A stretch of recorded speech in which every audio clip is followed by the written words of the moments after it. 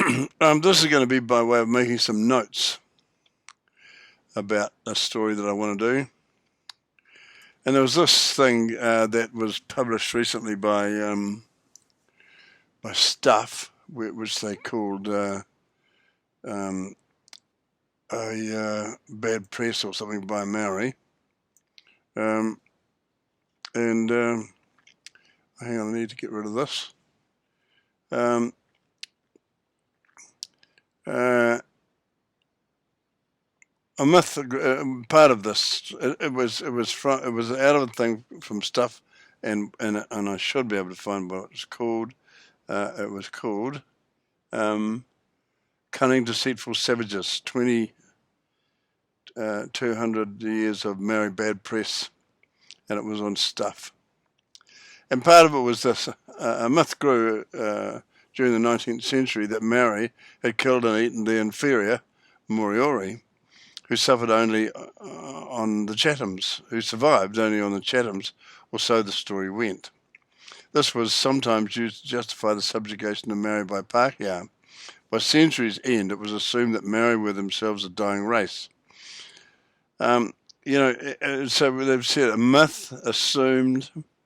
It was sometimes used to justify. So there's actually nothing concrete in that at all. And then they go on to say the inhabitants of these islands appear to me to be descended from once powerful people. Appear to me, it's a single person's, but anyway, here gradually degenerating into barbarism from a high state of civilization, they ultimately passed to the last stage of moral degradation. Apparently that was John Lyddard Nicholas from a book called The Narrative of Voyage to New Zealand. Well, I'll have to look it up, I suppose. But it went on, and there's bits of it missing here. Oh, what a wretched spot is a heathen pa, human excrement and filth in every direction. Now, I need to go back again. Oh, what a wretched spot is this heathen pa. A pa, P-A, is a village, a Maori village where Maoris lived. Goes on to say, human excrement and filth in every direction, so that it is almost impossible to avoid treading in it. Wretchedness in every form, the women all but naked, with their heads and bodies smeared with ochre and oil, shrieking or crying, and dirty children running about in a state of nudity, all combined to form as wretched a whole as we can well be imagined. Now that whole what Stuff have done is they've divided this up so that you can't assemble the whole quote, oh, what a wretched spot is a heathen pa, human excrement and filth in every direction.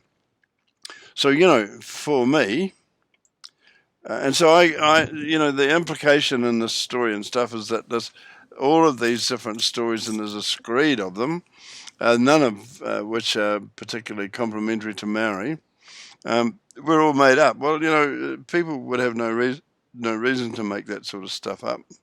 Why would they do that? They come over here from Britain to write down about what they see, and they would just write it as they see it, I would have thought. And so then I go back to my own thoughts about Maori Pās, and because one of the things that I've been wrestling with for a long time now is the business of the great lie, the great myth that we have in New Zealand, that we Europeans arrived here and ruined an idyllic Maori lifestyle, which of course is absolute nonsense. And so then, there's a range of different things that sort of demonstrate that people can go and check on. And so let's start with what they actually had. In that pa, which was surrounded by battlements, because that's the way they were, stockades, and that was to protect them. So we'll ask about what they were trying to protect themselves from in a minute. But anyway, so they had no running water. They had no way to bathe in there. No electricity, of course. Well, it'd be ridiculous to suggest there might be. And no latrines that I could ever see. And then and they were naked because so you have to ask yourself why they were in that state. Well, they were in that state because of first of all, no fabric. They couldn't make clothing. They could sort of cover themselves with flax things, but that's pretty uncomfortable stuff, sharp edges and whatever. So they never devised a way of making fabric that everybody could use. So children were naked, so were the women, so were so people would wear the things that people would wear would be to decorate themselves to make them look more warlike, and so. No, so they had no. Why did they have no fabric? And well, it's because simple. They had no sheep because no sheep had arrived here because the sheep came with the Europeans, and they had no cotton because cotton didn't grow here and still doesn't, from what I'm aware, what I understand.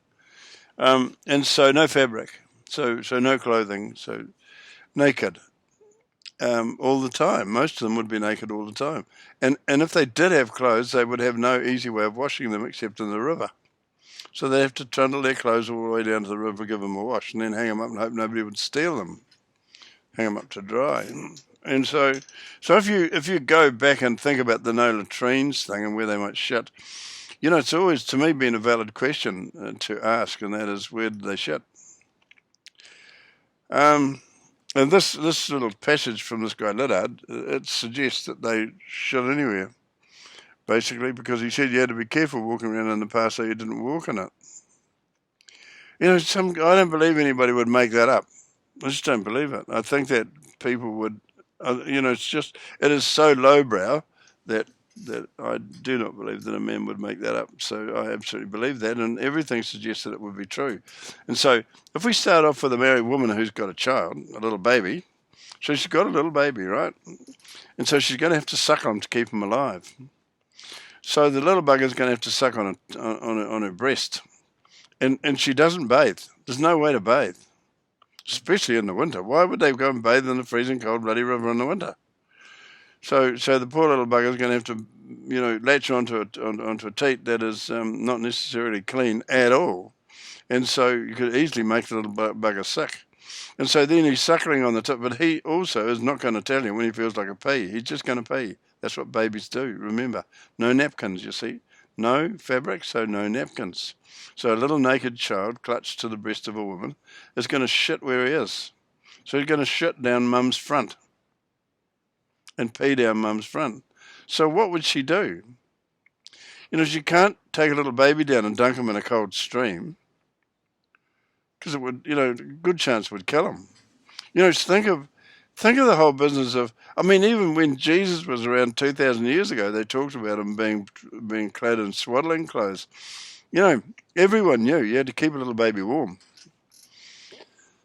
So the babies were at great risk in the early weeks of their lives, until they gathered a bit of strength. And while they were like that, they would just, as I said, they didn't come out trained to shit in a corner. So they just shit on mum. And mum would have to wipe it off probably with her hands. And so then her hands are contaminated.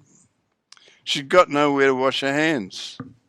And why? They could have just brought some water up from the river. No, they couldn't. Because they didn't have pottery or ceramics or glass. They didn't have receptacles. They couldn't carry water. They could not carry and store water. The only way that she could clean herself up would be to go down to the river and risk getting the baby cold, and it's kind of, so what people have got to own up to, so all those little kids running around, the ones that manage to make it to the point where they can, stay alive until they can walk, what are they going to do when they feel like a shit? They're just going to shit. We know that with, ordinary children today. You put them in nappies, and what do? They just shit at will. I have actually seen them standing in the corner trying to squeeze one out, my little kids. But generally speaking, that sort of, with little babies, that sort of business of crapping just happens. Same with peeing, The bladder's ready to have a pee, and they just open it up and let it go. So, that's how they get, and we'd check the nappies to see if they're wet. They don't, no signal to tell you they're going to pee. The signals start a little bit later. you know. So in the meantime, Mum, the Maori mum, with the little baby, she's getting shit on all the time. And she's wiping it off with her hands. Because, you know, I don't know what, you should feasibly wipe it off with grass. But, you know, you've got to go and get some grass from somewhere. And you know what grass is like. I mean, if you've got a whole lot of people living in a place and running around in it, and it rains every now and again, the grass is all dead. It just turns to dirt. The ground turns to dirt. So that inside that pa, there would be no lawns in there. So inside that pa would be not a particularly good place to raise children, but it was the only place that they could go to raise children. And so what we need to do is we need to sort of try and bring that understanding to the whole entire Maori population and the European population of New Zealand, who actually believe that they lived an idyllic life, because that's what they tell us. So the anti-colonialists, see, this is the thing about the anti-colonialists, are mostly idiot white people. Oh no, the colonialism ruined life for them. Well, you know, they need to actually think that through. So, you know, no metal, couldn't make knives. So no metal. They never figured out how to smelt metal. Why would they? They couldn't make a fire hot enough to smelt metal because they hadn't developed the bellows. It's simple stuff. But, you know, academics, people in universities and women and men who teach in schools don't seem to have the bloody nous to figure all that out. You know, what is it about them that they can't realise that without bellows you can't make metal, without metal you can't make knives, and also without bellows you can't make a fire hot enough to fire clay. And they hadn't figured out how to fire clay anyway. And so they had nothing to carry water in. So how did they get clean? So where did they shit? How did they wipe their ass? Did they just not bother? There's no toilet paper. No, you know, think about life without toilet paper. Wipe your ass with your hands and then go and wash it under the tap. Oh, sorry, no tap. So, you know, I had thought for a while that maybe what they would do is they'd make a journey down to the bloody river for a crap. But they wouldn't. You know, they're all sleeping together to keep warm in a little grass hut. Have a look, you know, you can just put in pre-European Maori habitation. You can see where they lived. They didn't live in those great big meeting houses that you see today. No, didn't exist. They did not have the tools to make them. They just didn't. All those fancy carvings, forget it. They were doing carving with bits of greenstone. You can't do that sort of carving without a chisel. They didn't have chisels. They came with us. So part of us coming in, us colonials coming and ruining their Maori lifestyle, was we actually brought with us the necessary tools to be able to make those meeting houses, because they couldn't make them before. We just have to own up to the truth of it. So do Maori. And so, you know, and it really comes back to a terrible story about where do you go and shit. So if you're in one of those raupo grass huts, or I call them grass huts, but it's sort of raupo and a mixture of other things, I think, sticks and whatever it takes to do that, but a bit of something that works like thatch on the top, probably you know, dried flax. And so you're all trying to keep warm inside, and you feel like a crap in the middle of the night. It was dark, no torch. You haven't got a torch, so what would you do? There's probably be a few fires kept going, so you didn't have to rub sticks together. But, you know, you're going to jump up and run outside and shit outside. So in the morning, there's going to be a turd there just outside the bloody door, because you're not going to go too far away, are you? You're just going to have a crap or a pee. So, you know, you're going to be walking in it the next day. So, you know, when that guy talks about the disgusting state of affairs inside those pars, that's the most accurate picture I've ever heard of what it would have been like. It's sort of indisputable, you know. It's indisputable. You cannot dispute the fact that they didn't have metal, because they didn't have, that's why I've gone through it step by step. Didn't have metal because, one, they hadn't discovered that anyway, and even if they had, they didn't have a blast furnace because they didn't have bellows, and you know, and so then they would have to learn to make metal and pour it into melt it in a crucible of some sort. Didn't have one of those or anything to make one. And so even if they did, they would have to put them and make, they'd have to tip that stuff into a clay mold, Or, what kind of mold would you make? I mean, these days we make sand molds. Even making a sand mold is a fairly sophisticated process. But why would they know about that? They didn't know about brass, about making a foundry. They just didn't. So none of that stuff existed. So they couldn't cut things properly. If they wanted to cut something, they would have to cut it with a sharp rock, which wouldn't stay sharp for long. Or and think about it. You go out, get on your bike, because if you think I'm stupid, you're probably a cyclist. Get on your bike and ride around the country, see if you can find some rocks that you can use to sort of, cut stuff. Skin a fish or gut a fish or clean up a fish, for example. See if you can find a sharp rock to do that. And just go and give it a try. A challenger. And then go and figure out some way to carry water from, they used to build those paths up on a hill. Like in Mount Eden and Mount Albert and there. Go and have a look at where the freshwater source is, because the saltwater source is a waste of time. Find out where the freshwater source is from there and work out how far they had to walk to get a drink in the morning. Hey, this guy has said in his thing that they didn't wash. Well, why would they wash? I mean, they could go swimming and that would give them a wash by default. But it's cold. It's cold. They got no clothes. They got no they can't give themselves a dry off with a nice towel and then put some warm clothes on after they've had a splash in the cold water. So, the idea of Maori life before we came as being idyllic is ludicrous in the extreme. And so, then you ask yourself what they're eating. And they've got dirty hands. They've got shit on their hands. Especially the mums who are looking after a baby. They've got shit on their hands. So any food that they collect is going to be contaminated anyway. And did they actually have a knowledge that sort of stuff could make you sick? And, a lot of the time, would be suffering from some form of diarrhea as a result of all the contamination. And so the diarrhea would just make the whole deal worse.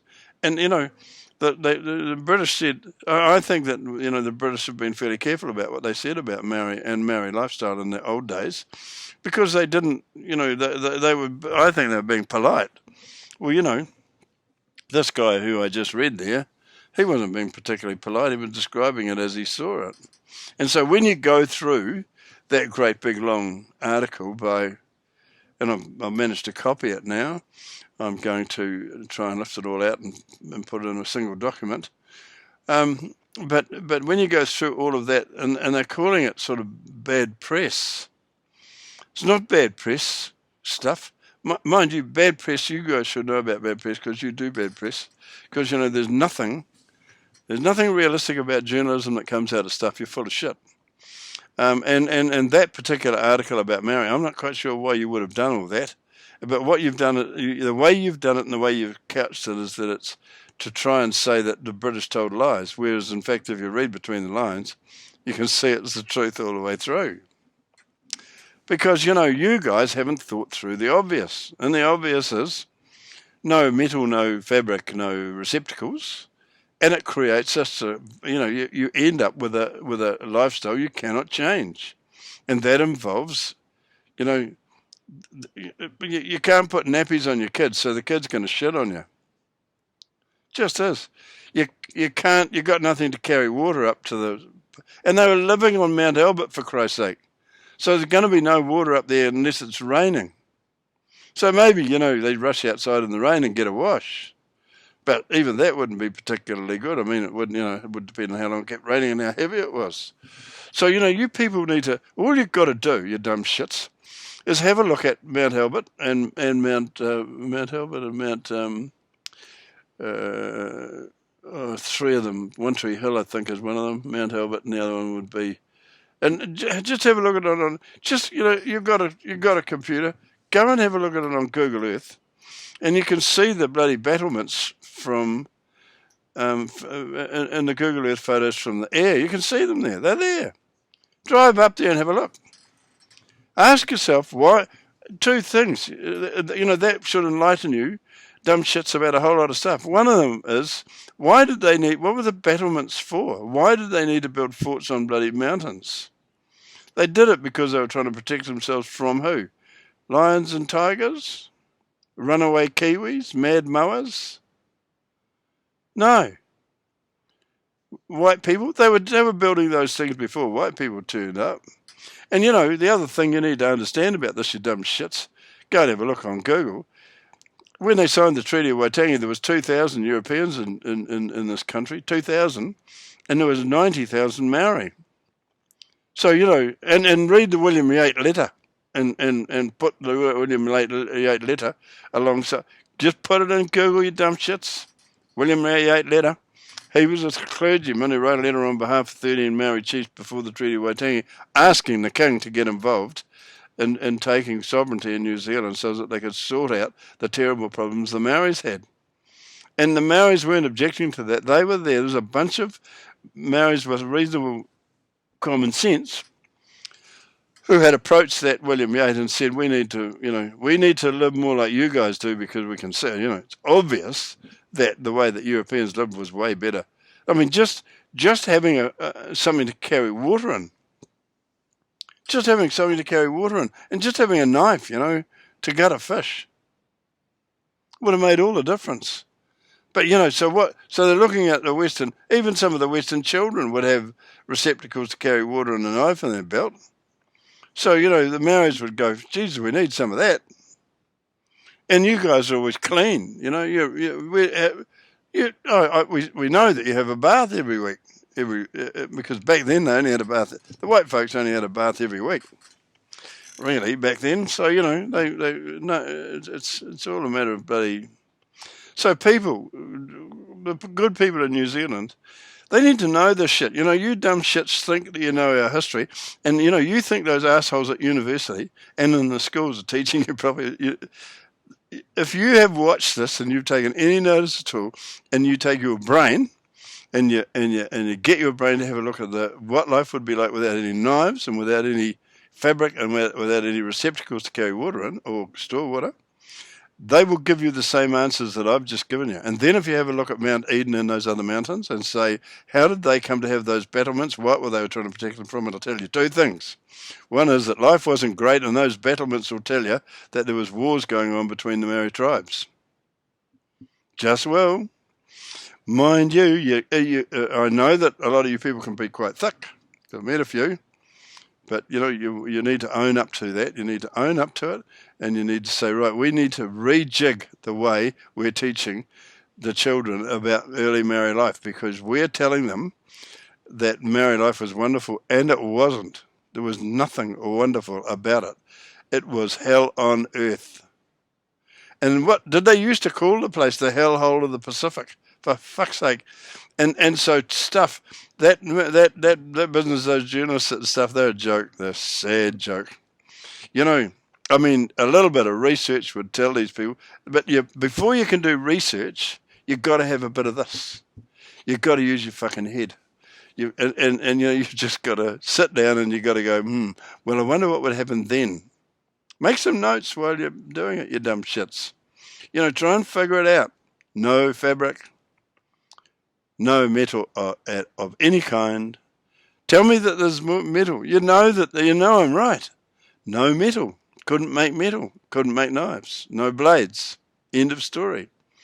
So the only blades that they would ever have would be the ones that the British bought. No fabric. No, they didn't have any. It didn't say any looms in old Maori life, did you? You dumb shits. And so I can't believe that New Zealanders have been that dumb. I'm just an old geezer who's sort of taken an interest in this in recent times, and it's also bloody obvious to me. So why it's not obvious to you dumb shits is beyond me. But so there you go. Take the history that you're writing and teaching our kids and shove it up your ass. It is actually a crime against those children's future for you people in the schools, every school, universities, and the schools, all of you are criminals for teaching lies to the children, and also turning those lies into fucking propaganda, which gets fed to us every night at fucking 6 o'clock, you dumb shits. Your fault. Your fault. Your crime. Your fucking Jesus. Your dishonesty. Your disingenuousness. See if you can find Maori words for those, you dumb shits. I just can't believe Kiwis are that stupid, but they are.